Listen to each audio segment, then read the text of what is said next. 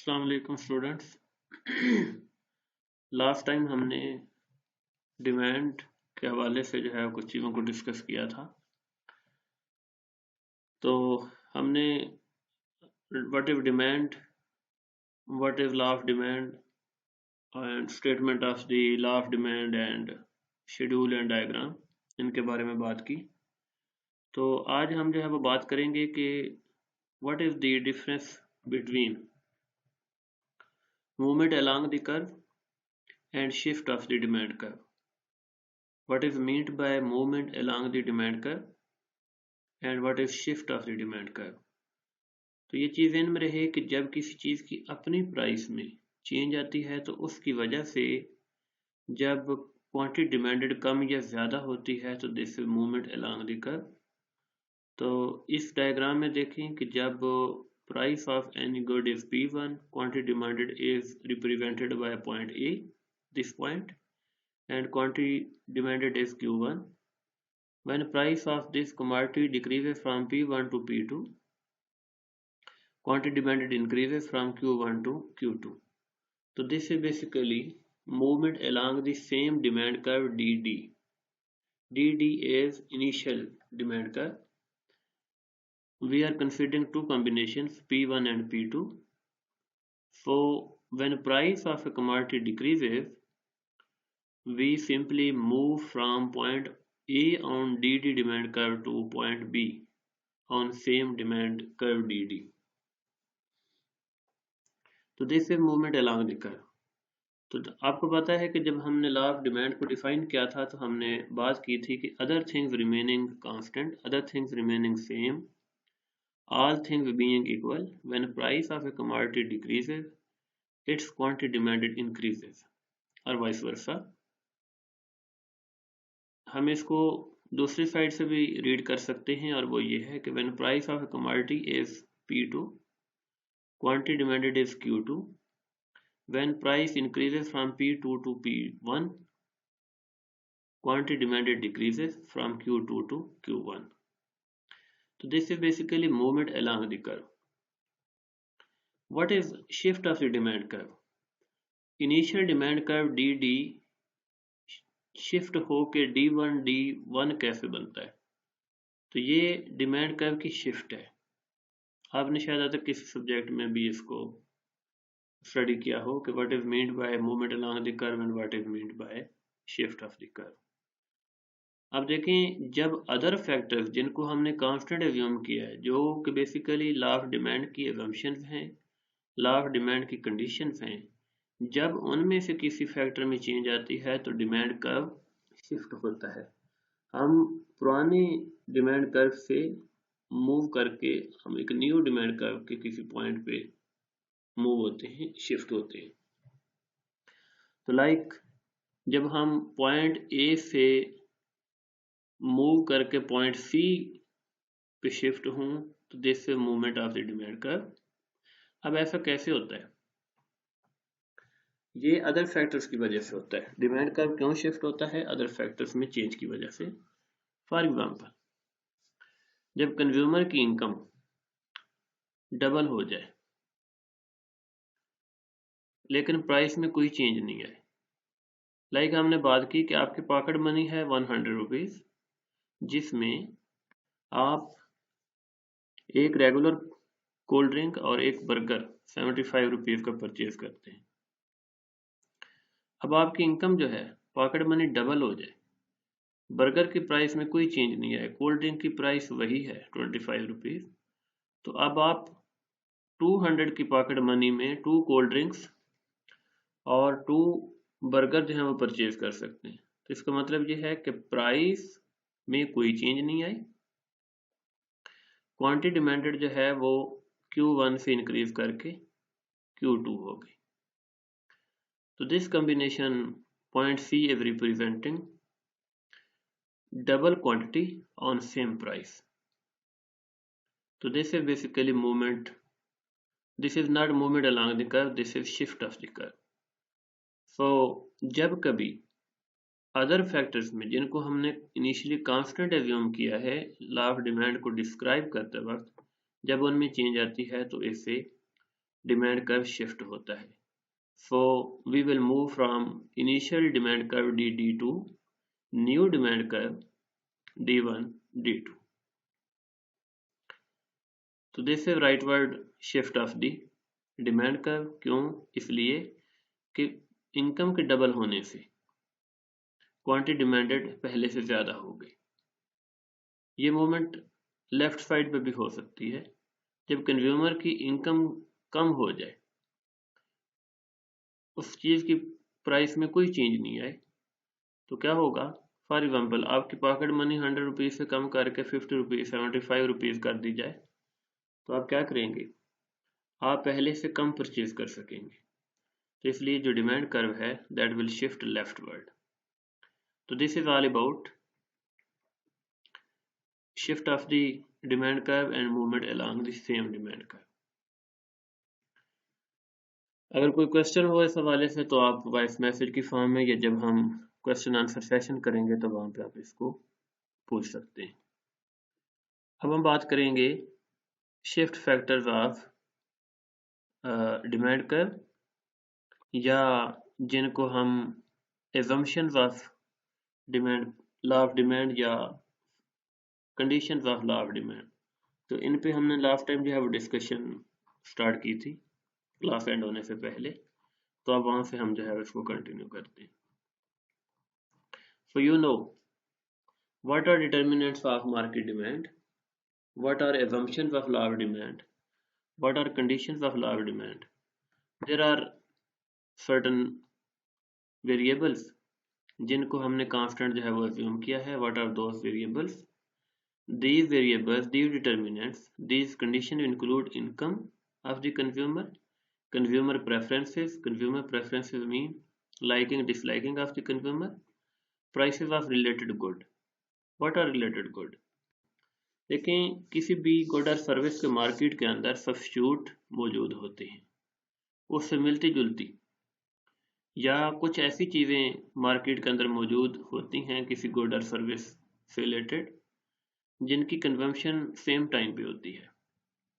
Like mobile phone और mobile balance, ये दोनों जो हैं वो रिलेटेड गुड्स हैं, क्योंकि जब तक मोबाइल फोन आपके पास है, मोबाइल सेट है, आपके पास सिम कार्ड नहीं है, सिम कार्ड के अंदर बैलेंस नहीं है, तब तक आप उस सर्विस को यूज नहीं कर सकते, तब तक मोबाइल फोन का होना आपके लिए बेमानी है। सिमिलरली आपके पास सिम कार्ड मौजूद है, मोबाइल फोन नहीं है, सिम कार्ड मौजूद है उसके अंदर बैलेंस नहीं है, सिम मौजूद है उसमें मोबाइल डाटा नहीं है, तो आप उसको यूज नहीं कर सकते। तो these are examples of related goods. Similarly car और पेट्रोल, कार और डीजल, कार और CNG। सिमिलरली लैपटॉप, उसका चार्जर, लैपटॉप की बैटरी, लैपटॉप या डेस्कटॉप और उसका कीबोर्ड, ये रिलेटेड गुड्स हैं।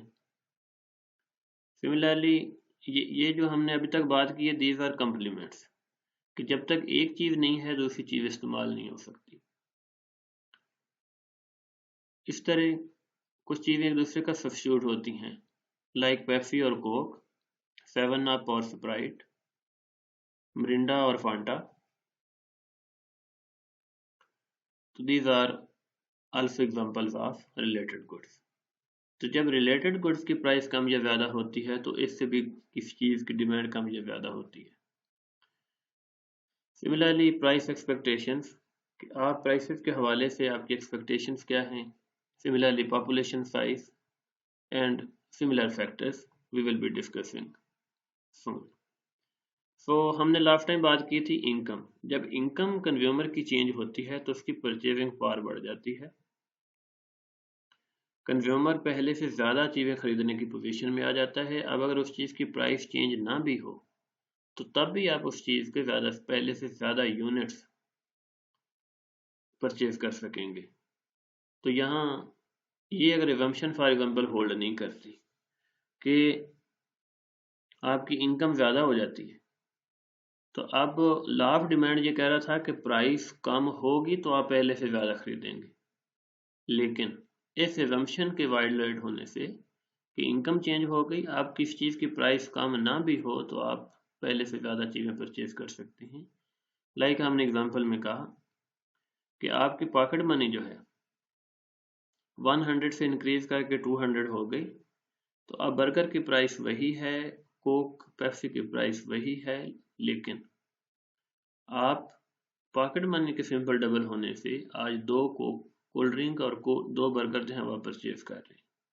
लॉ ऑफ डिमांड क्या कह रहा है कि आप एक से ज़्यादा बर्गर, एक से ज़्यादा कोल्ड ड्रिंक तभी खरीद सकते हैं जब उस चीज़ की प्राइस जो है वो कम हो। अब प्राइस में कोई चेंज नहीं आई, सिंपल आपकी इनकम ज़्यादा होने से, पॉकेट मनी ज़्यादा होने से आप पहले से ज़्यादा परचेज करने की पोजीशन में।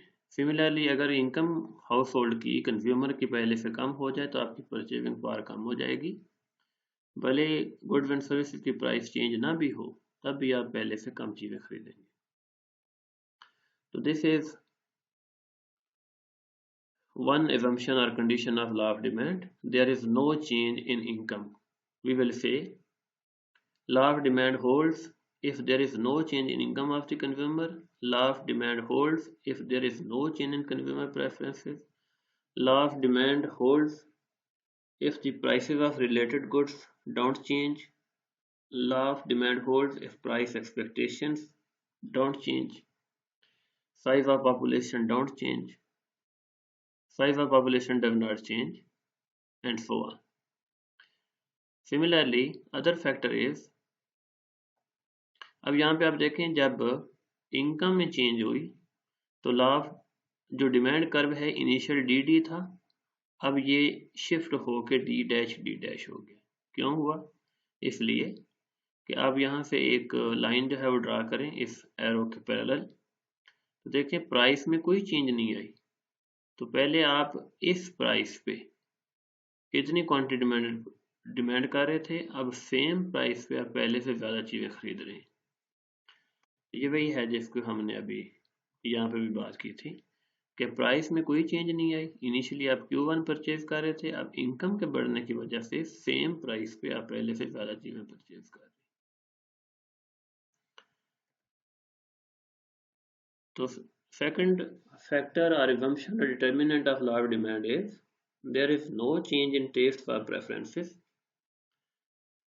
तो यहाँ पे जब देखें किसी चीज़ को कम या ज़्यादा खरीदने के लिए ज़रूरी नहीं है कि उस चीज़ की प्राइस में चेंज आए।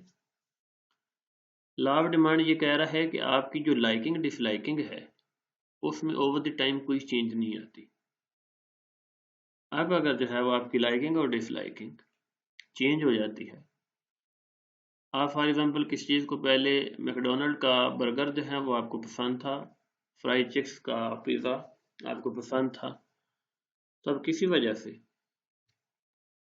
आप उस पिज़्ज़े को, उस बर्गर को डिसलाइक करने लगे, अब भले उस चीज़ की प्राइस कम भी हो जाए, मैकडोनल्ड का बर्गर या फ्राइड चिक्स का पिज़्ज़ा उसकी प्राइस कम भी हो जाए तो अब भी आप उसको ज़्यादा परचेज नहीं करेंगे।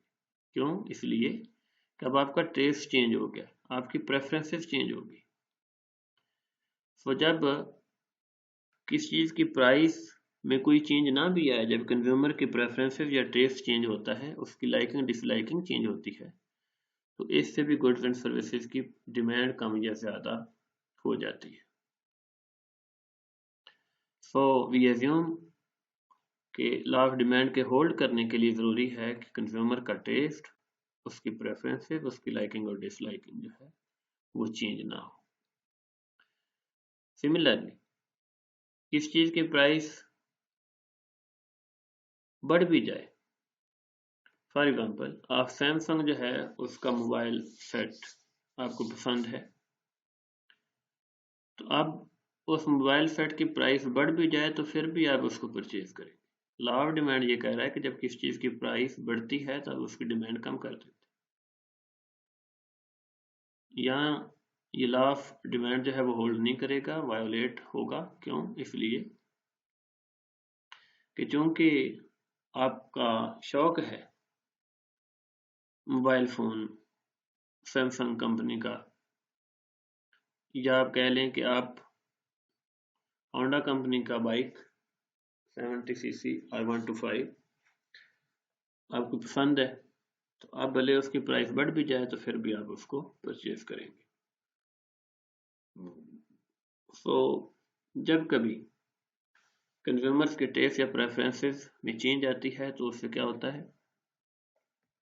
सेम प्राइस पे किस चीज़ की डिमांड कम या ज़्यादा हो जाती है। ज़रूरी नहीं है कि हमेशा डिमांड बढ़े, डिमांड कम भी हो सकती है। आपको किस चीज़ के खाने का जो है वो आपका एक्सपीरियंस ठीक नहीं रहा, पहले जो है वो आप किस चीज़ को पसंद कर रहे थे, फॉर एग्जांपल मैकडोनल्ड का बर्गर, फ्राई चिक्स का या फोक एंड नाइफ का बर्गर जो है वो आप, या उसका पिज़्ज़ा जो है वो खाते आ रहे थे, कि अचानक जो है वो आपकी को बैड एक्सपीरियंस हुआ, या उससे के मुकाबले में कोई अच्छी जो है वो किसी कंपनी ने फर्म ने जो है वो प्रोडक्ट लॉन्च की जिसकी रिप्यूट अच्छी है, तो आप सिंपली उसकी डिमांड कम कर देंगे क्योंकि आपकी लाइकिंग चेंज हो गई है, भले उसकी प्राइस में कोई चेंज नहीं आए। फॉर एग्जांपल आप किसी टेलरिंग शॉप से जो है वो कपड़े सिलाई करवा रहे थे, तो उस टेलर ने अपनी जो चार्जेस हैं उसमें कोई चेंज नहीं लाई, फिर भी आप उसको छोड़ के किसी और शॉप की तरफ जो है वो स्विच कर गए हैं, क्योंकि आपको पता चला है कि इसका जो है वो एक बेटर अल्टरनेटिव जो है वो अवेलेबल है, इससे अच्छा कपड़ों की सिलाई करने की ऑप्शन जो है वो मौजूद है। Similarly another factor is prices of related goods. अब रिलेटेड गुड्स सब्स्टिट्यूट भी हो सकती हैं और कॉम्प्लीमेंट्स भी हो सकते हैं, तो सब्स्टिट्यूट को हम प्राइसेस ऑफ सब्स्टिट्यूट को PS से और प्राइसेस ऑफ कॉम्प्लीमेंट को जो है वो हम PC से जो है वो डिनोट करेंगे। तो जब रिलेटेड गुड्स की प्राइस कम या ज़्यादा होती है तो उससे भी किसी चीज़ की डिमांड कम या ज़्यादा होगी। फॉर एग्जांपल आपको मोबाइल डाटा जो है वो यूज़ करना है, तो मार्केट के अंदर जो है वो मुख्तलिफ कंपनीज मोबाइल डाटा जो है उसकी सर्विसेज प्रोवाइड कर रही हैं, जोंग, टेलीनॉर, जैज़, यूफोन, वारिद एट्सेट्रा। तो ये सारी जो है वो एक दूसरे का सब्स्टिट्यूट हैं। तो आप फॉर एग्जांपल आप जोंग के कस्टमर थे, उसकी प्राइसेस जोंग कंपनी ने इंक्रीज कर दी, तो क्योंकि उससे मिलती जुलती सर्विस जो है वो टेलीनॉर, जैज़, यूफोन की फॉर्म में मौजूद है, तो आप क्या करेंगे, अब जोंग की कंपनी के मोबाइल डाटा के रेट्स में चेंज आने की वजह से आप सिंपली जोंग को छोड़ के किसी दूसरे नेटवर्क की तरफ जो है वो मूव कर देंगे। तो this is an example of substitutes. Coke ने प्राइस इंक्रीज कर दी, तो आप क्या करेंगे, क्योंकि पेप्सी जो है वो उसका ऑलमोस्ट अल्टरनेटिव है, उसका क्लोज सब्स्टिट्यूट है, तो आप कोक को छोड़ के पेप्सी जो है वो पीना शुरू कर देंगे क्योंकि उसकी प्राइस में कोई चेंज नहीं हुई। सिमिलरली बस सर्विस, आपको जो है वो अपने बिजनेस के सिलसिले में सरगोदा से इस्लामाबाद, सरगोदा से लाहौर जो है वो ट्रेवल करना पड़ता है, तो आपके पास 2-3 जो है वो कंपनी की ऑप्शंस मौजूद हैं, स्काईवेज हैं, अलशहबाज है, समी डाइवो है, इस्लामाबाद एक्सप्रेस है, या कोई और। तो आप जो है फॉर एग्जांपल स्काईवेज जो है उसको चूज करते थे उसकी सर्टन किराए की वजह से, तो अब फॉर एग्जांपल स्काईवेज ने अपना जो है वो किराया जो है लाहौर इस्लामाबाद का या सरगोदा इस्लामाबाद का या सरगोदा लाहौर का पहले से ज़्यादा कर दिया, तो अब आप क्या करेंगे, अब इनकी प्राइसेस को आप कंपेयर करेंगे कि देखें कि स्काईवेज जैसी बस सर्विस सेम क्वालिटी की अल्टरनेटिव्स क्या है। तो फॉर एग्जांपल आपको पता चलता है कि जो समी डाइवो है उसका भी ऑलमोस्ट यही किराया है, तो आप स्काईवेज को छोड़ कर दूसरी बस सर्विस को जो है वो उससे ट्रैवल करना शुरू कर देंगे।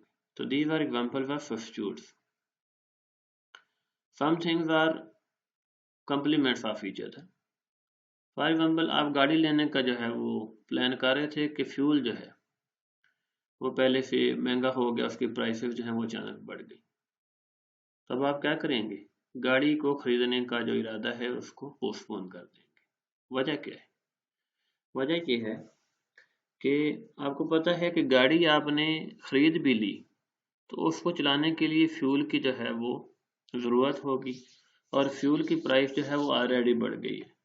अब गाड़ी ला के घर में खड़ी तो नहीं कर देनी, उसको यूज़ करना है। यूज़ करने के लिए फ्यूल चाहिए होगा, फ्यूल पहले से महंगा हो गया, तो आप क्या करेंगे? उसकी डिमांड को कम कर देंगे। तो this is an example of complements. So जब प्राइसेस ऑफ कॉम्प्लीमेंट्स या प्राइसेस ऑफ सब्स्टिट्यूट चेंज होती हैं तो उससे किसी गुड और सर्विस की डिमांड कम या ज़्यादा होती है। और क्या एग्जांपल है? आप मोबाइल फ़ोन जो है वो लेने का सोच रहे थे कि ऐसा मोबाइल फ़ोन आपको चाहिए जिसमें वीडियो कॉलिंग और लेटेस्ट जो है वो फीचर्स मौजूद हों, अच्छे पिक्सल का जो है वो कैमरा मौजूद हो, मूवी बनाने के लिए कैमरा जो है वो अच्छा मौजूद हो, फ्रंट बैक जो है वो कैमरा हो, और साथ ही आपको पता चला कि इन चीज़ों को, कुछ चीज़ों को ऑपरेट करने के लिए आपको इंटरनेट कनेक्शन की ज़रूरत है। वीडियो कॉलिंग के लिए आपको अच्छा कनेक्शन चाहिए, लेकिन मोबाइल कंपनी ने मोबाइल डाटा की प्राइसेस जो है वो बढ़ा दी हैं। तो मोबाइल डाटा और मोबाइल फ़ोन जो है सेट, ये कम्प्लीमेंट्स हैं। अब चूंकि डाटा की प्राइसेस बढ़ गई हैं तो आप उस मोबाइल फ़ोन को ख़रीदने का इरादा जो है वो मुलतवी कर सकते हैं, या आप उसको सिरे से कैंसिल कर सकते हैं। वजह वजह यह है कि उस फ़ोन को इस्तेमाल करने के लिए डाटा चाहिए, डाटा की प्राइस बढ़ गई है, जिसको आप समझ रहे हैं कि अब अफोर्ड करना मुश्किल है। तो आप इस मोबाइल डाटा की प्राइस के बढ़ने की वजह से मोबाइल फ़ोन की डिमांड ही कम कर देंगे, उसको नहीं खरीदेंगे। तो इन शॉर्ट कंक्लूजन ये है कि जब prices of related goods, either those goods are substitute और कम्प्लीमेंट्स, जब उनकी प्राइस चेंज होती है तो उससे भी डिमांड कम या ज़्यादा होगी। सो आप रिलेटेड गुड्स की प्राइसेस के कम या ज़्यादा होने से जो गुड और सर्विसेज की डिमांड कम या ज़्यादा कर देंगे। तो हम अदर गुड्स, रिलेटेड गुड्स की प्राइसेस में चेंज की वजह से डिफरेंट गुड्स एंड सर्विसेज को सब्स्टिट्यूट में या कम्प्लीमेंट्स जो हैं डिवाइड करते हैं, क्लासीफाई करते हैं। Substitutes are goods that consumer consider to be closely related. As the price of good X rises, the quantity demanded of that good will fall according to the law of demand. ये simple law of demand है कि x की price बढ़ेगी तो उसकी quantity demanded कम हो जाएगी। अब अगर गुड y गुड x का सब्स्टिट्यूट है तो इससे क्या होगा? The demand for good y will rise as the consumer substitute into it. एक चीज के प्राइस के कम या ज्यादा होने की वजह से कंज्यूमर दूसरी चीज की डिमांड कम या ज्यादा कर देगा। For example, if price of coke rises from 25 rupees to 30 rupees but price of Pepsi does not change, तो आप क्या करेंगे? कोक को छोड़ के पेप्सी परचेज करना शुरू कर देंगे। तो this is an example of substitutes. तो कम्प्लीमेंट्स की जो है वो हमने पहले भी बात की है। What are complements? Complements are products that are normally consumed together. Example of such product pairs include canned beef and cabbage, tea and lemon, coffee and cream, peanut butter and jelly, tennis rackets and tennis balls, sky boots and skies, and kites and kite string, bat and ball. All these Our example was complements. अब complements के case में क्या होता है, अगर x और y to goods हैं और दोनों एक दूसरे का complement हैं, we would expect that as the price of good y falls, the quantity demanded of good y increases. ये तो है लॉ ऑफ डिमांड कि y की जब प्राइस कम होगी तो उसकी डिमांड बढ़ जाएगी. We will also witness an increase in the demand for good x. अब जब y की कीमत कम हुई है तो y की डिमांड बढ़ेगी. y के साथ साथ अगर गुड x की भी डिमांड बढ़ जाए, क्यों? इसलिए कि y तभी इस्तेमाल कर सकेंगे जब आपके पास x होगी. Let's suppose y is car and x is fuel, जो आपने उस गाड़ी को, कार को चलाने के लिए इस्तेमाल करना है. तो जब आप बाइक खरीदेंगे तो फिर फ्यूल की डिमांड भी बढ़ेगी, क्योंकि बाइक तभी इस्तेमाल कर सकेंगे जब फ्यूल होगा.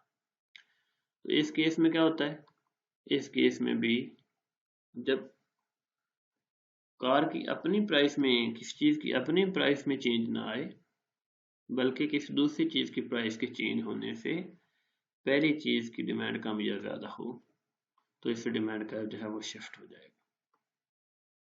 ये चीज़ ध्यान में रहे कि जब कभी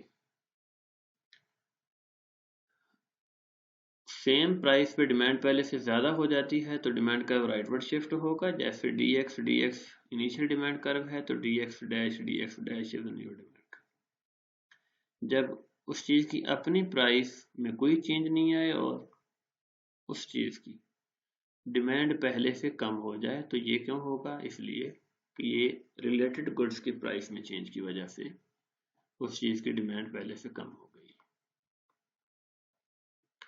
next factor is price expectation.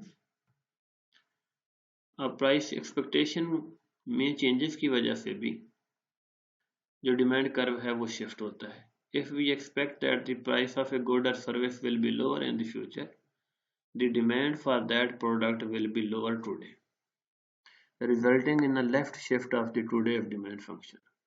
अब एक्सपेक्ट कर रहे हैं कि किसी चीज़ की प्राइस जो है वो फ्यूचर में कम होने जा रही है. आप एक्सपेक्ट कर रहे हैं कि डाइनर्स 1-2 हफ्ते में, 3 हफ्तों में, 1 महीने में सेल जो है वो ऑफर करने जा रहे हैं कि वो गारमेंट्स की प्राइसेस जो हैं वो कम करने जा रहे हैं.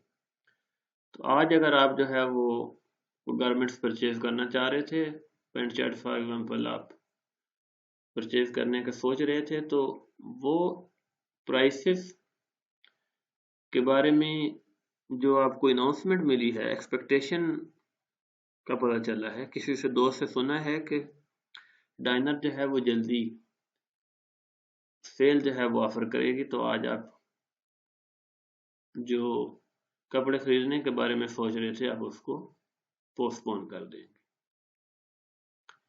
इसलिए कि ताकि उस सेल का जो है वो फ़ायदा उठा सके.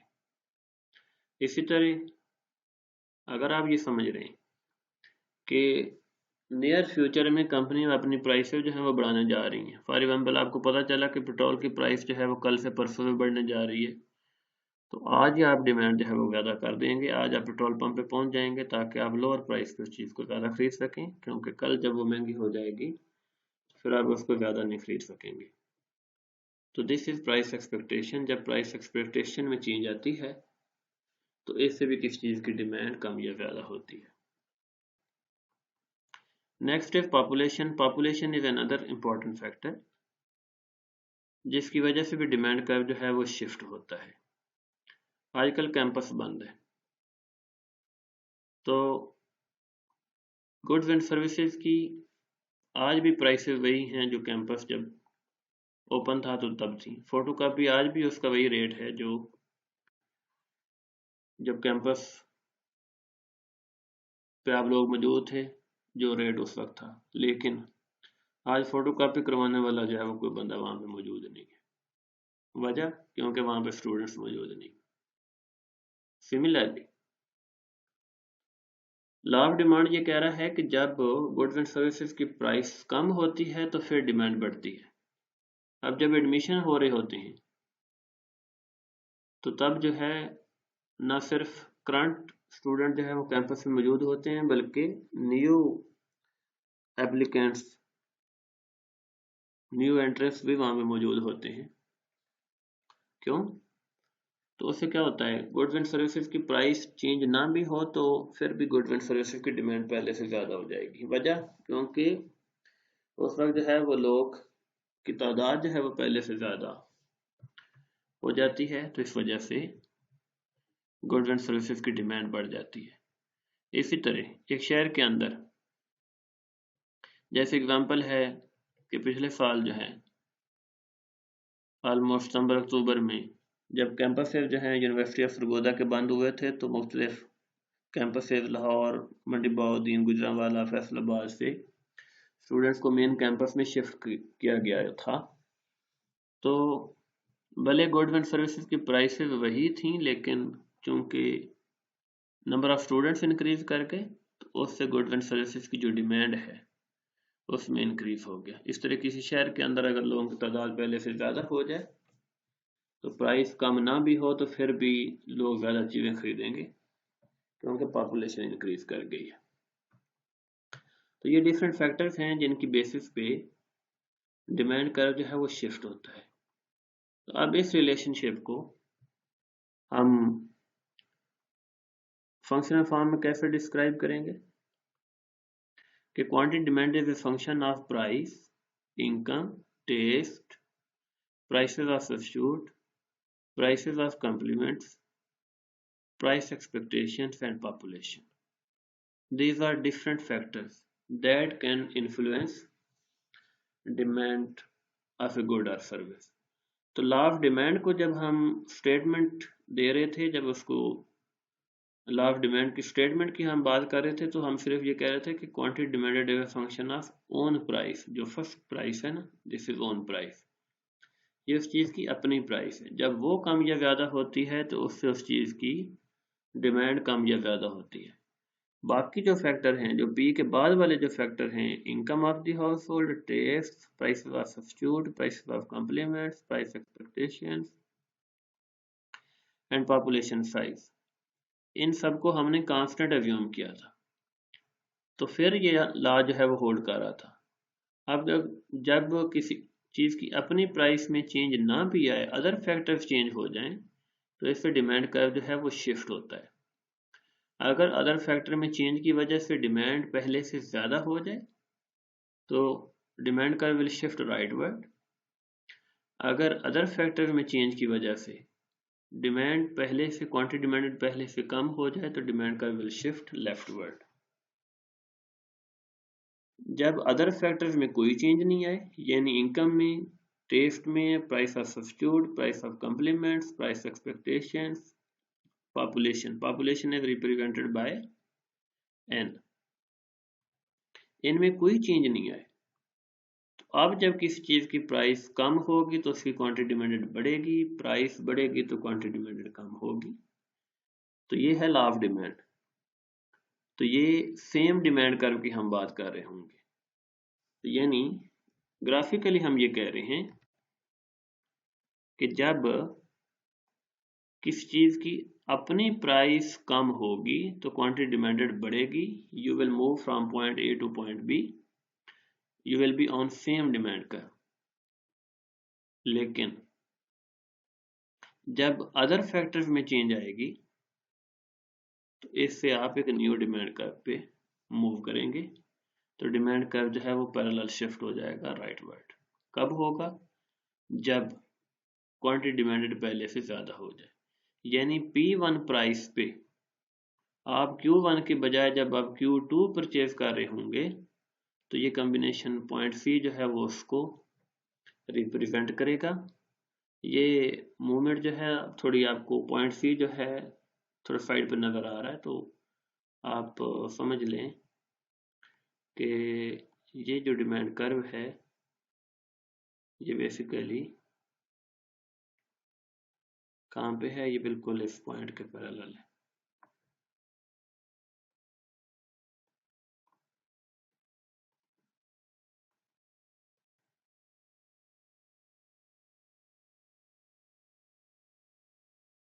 तो पॉइंट सी है बेसिकली इस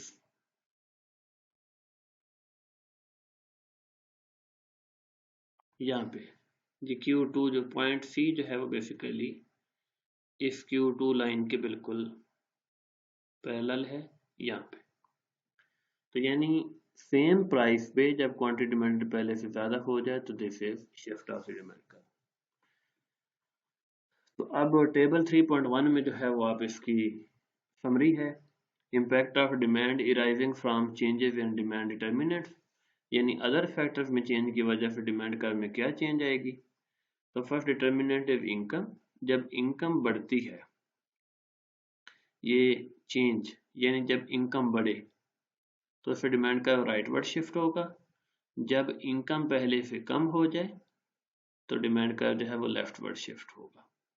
ये कब है? नॉर्मल गुड के केस में। नॉर्मल गुड वो ऐसी गुड है जिसकी डिमांड बढ़ती है इनकम के बढ़ने से। इंफीरियर गुड के केस में क्या होगा? इंफीरियर गुड के केस में अगर किसी चीज की अगर कंज्यूमर की इनकम बढ़ती है तो उससे उसकी डिमांड जो है वो कम हो जाएगी। इंफीरियर गुड के केस में अगर कंज्यूमर की इनकम कम हो जाए तो वो उसको पहले से ज्यादा खरीदेगा। लेकिन जब आपकी इनकम कम हो जाती है तो फिर आप क्या करते हैं? आप इंफीरियर गुड की डिमांड जो है वो पहले से ज्यादा कर देंगे। तो नॉर्मल गुड और इंफीरियर गुड की एग्जांपल क्या है? फॉर एग्जांपल मटन जो है या चिकन, तो ये एक नॉर्मल गुड है और उसके मुकाबले में जो वेजिटेबल है पोटैटो है दैट इज इंफीरियर गुड। तो अब अगर आपकी इनकम ज़्यादा हो जाए तो आप चिकन की डिमांड जो है वो बढ़ा देंगे। पहले हाफ के जी ले रहे थे, मटन हाफ के जी ले रहे थे, तो उसको पहले से ज़्यादा परचेज करेंगे। इस तरह अगर इनकम कम होगी तो आप मटन की डिमांड कम कर देंगे। इन्फीरियर गुड के केस में फॉर एग्जांपल पोटैटोज, अगर आपकी इनकम ज़्यादा हो जाए तो पोटैटोज की डिमांड कम हो जाएगी। ये पहले 1 किलो पकाते थे तो आपको 2 किलो नहीं पकाना शुरू कर देंगे। क्या करेंगे? आप इन्फीरियर गुड की डिमांड कम कर देते हैं, आप उसकी पोटैटो की जगह कोई अच्छी चीज़, कोई और चीज़ जो है वो परचेज करेंगे। सिमिलरली अगर आपकी इनकम कम हो गई है तो फिर आप वापस जो है वो आलू जो पोटैटोज हैं उनकी डिमांड बढ़ा देंगे। सिमिलरली ये बाकी फैक्टर्स को आप देख सकते हैं कि जब टेस्ट प्रेफरेंसेस चेंज होती हैं, अब किसी चीज़ की लाइकिंग बढ़ती है तो डिमांड बढ़ जाती है, डिमांड का विल शिफ्ट राइटवर्ड। जब किसी चीज़ को आप डिसलाइक करने लगते हैं तो उसकी डिमांड कम हो जाती है, डिमांड का will shift leftward. Example, service shoes बहुत पसंद थे, किसी वजह से आपका सर्विस शूज के साथ जो है वो एक्सपीरियंस ठीक नहीं रहा, तो अब आप चूंकि उसको डिसलाइक करते हैं तो डिसलाइकिंग की वजह से अब आप उसको परचेज करना छोड़ देंगे। प्राइसेस ऑफ सब्स्टिट्यूट, जब सब्स्टिट्यूट की प्राइस बढ़ती है तो उससे आप उसकी डिमांड बढ़ा देते हैं। जब प्राइस ऑफ सब्स्टिट्यूट कम होती है तो जो for example price of substitute, हम बात कर रहे हैं सब्स्टिट्यूट है पेप्सी। पहले आप कोक को पसंद करते थे, कोक जो है वो पी रहे थे, तो कोक और पेप्सी की प्राइस बराबर थी। तो अब पेप्सी की प्राइस बढ़ गई, 30 रुपीज हो गई। अब क्या करेंगे? तो कोक सब्स्टिट्यूट की प्राइस बढ़ने से आप जो कोक है उसकी डिमांड बढ़ा देंगे। सिमिलरली अगर प्राइस ऑफ सब्स्टिट्यूट कम हो जाए तो आप इन पेप्सी की प्राइस के कम होने से आप क्या करेंगे? कोक को छोड़ के पेप्सी को खरीदना शुरू कर देंगे। Similarly prices of complement, complement fuel की प्राइस बढ़ने से जो demand for car, demand for bike कम हो जाएगी। कॉम्प्लीमेंट की प्राइस कम होने से demand for bike, demand for car जो है वो बढ़ जाएगी। फॉर एग्जाम्पल फ्यूल जो है वो सस्ता हो गया तो अब आप गाड़ी खरीदने के बारे में सोच सकते हैं, बाइक परचेज कर लेंगे क्योंकि आप उसको अफोर्ड कर सकते हैं। सिमिलरली प्राइस एक्सपेक्टेशन, आप एक्सपेक्ट कर रहे हैं कि प्राइसेस जो हैं वो बढ़ने जा रही हैं, तो आप क्या करेंगे, आज ज़्यादा चीज़ें खरीदना शुरू कर देंगे। आपको पता चला कि कल से जो है वो यूनिवर्सिटी के अंदर फ़ोटोकॉपी के रेट्स या कोई और जो चीज़ें आप यहाँ से ख़रीदते हैं, बिरयानी का रेट जो है या किसी और चीज़ की प्राइसेस जो हैं वो बढ़ने जा रही हैं, तो क्या करेंगे, आज उनको परचेज़ करना प्रेफर करेंगे, आज उनकी डिमांड बढ़ जाएगी। आप एक्सपेक्ट कर रहे हैं कि नियर फ्यूचर में सेल जो है वो ऑफर होने वाली है, कोई कंपनी जो है वो सेल इंट्रोड्यूस करवाने जा रही है, प्राइसेस कम होंगे, तो आप आज चीज़ें खरीदना कम कर देंगे ताकि उस सेल के दौरान वो चीज़ें खरीदें। इस तरह पॉपुलेशन बढ़ जाए तो demand for goods and service बढ़ जाती है, पॉपुलेशन कम हो जाए तो demand for goods and services कम हो जाती है। तो this is all about determinants of demand. ये लॉ ऑफ डिमांड की असम्पशंस हैं, लॉ ऑफ डिमांड की कंडीशंस हैं। तो जब तक इनमें कोई चेंज नहीं आ रही थी तो आप सेम डिमांड कर्व पे थे, यानी डी डिमांड कर्व। जब ये फैक्टर्स चेंज होंगे, असम्पशंस कंडीशंस चेंज होंगे, तो डिमांड कर्व शिफ्ट करेगा, आप न्यू डिमांड कर्व पे होंगे। न्यू डिमांड कर्व का मतलब कि अपनी प्राइस में कोई चेंज भी ना भी आए तो तब भी आप चीज़ें पहले से ज़्यादा खरीदना शुरू कर देंगे। लॉ ऑफ डिमांड ये कह रहा है कि ज़्यादा चीज़ें तभी खरीदते हैं जब उस चीज़ की प्राइस कम हो जाए।